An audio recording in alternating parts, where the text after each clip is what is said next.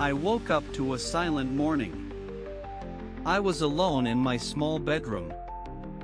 No birds. No wind. No cars outside. I looked out my window, confused and nervous.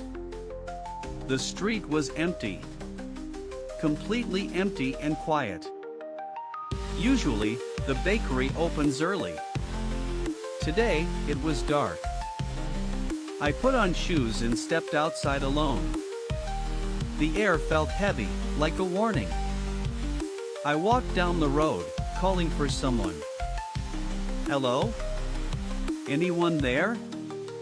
Only silence answered. My neighbor's house was gone.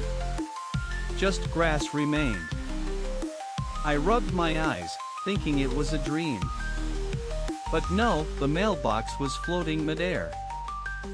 I turned to run, but my house disappeared. Where I stood became a field of fog. Something was clearly wrong with this place. A sound echoed, like static from old TVs. It came from behind, but nothing was there. I whispered, "What is happening to me?" The fog moved closer, wrapping around my feet. I forced myself to move, step by step. Shadows flickered inside the fog, just out of reach. I followed a narrow path between the trees. Strange symbols were glowing on the ground. They pulsed with light as I walked by. The path ended at a broken wooden sign. The letters read, "Welcome to Nowhere." I had never seen this place before. Still, it felt oddly familiar somehow. A figure appeared, sitting on an old bench. It wore a long coat and a hat. "Been expecting you," the figure said calmly. I asked, "Where is everyone? What's happening?" The figure pointed toward the fog again. "This town is being erased," he answered. "Why?" I asked, feeling fear grow inside. "Because someone broke the rule," he replied. "What rule?" I asked, voice barely steady. He looked at me but said nothing. Instead, he handed me a black notebook. "Everything is written here," he said. I opened it. Pages were blank. Suddenly, words appeared across the paper. "You were never supposed to return here." I dropped the notebook in shock. "I don't remember being here before." "You forgot," the man said with sadness. "You chose to forget what you did." I shook my head. "What did I do?" He looked away and vanished like smoke. I stood alone, notebook still glowing faintly. I turned the page and saw drawings. Each one showed the town slowly fading.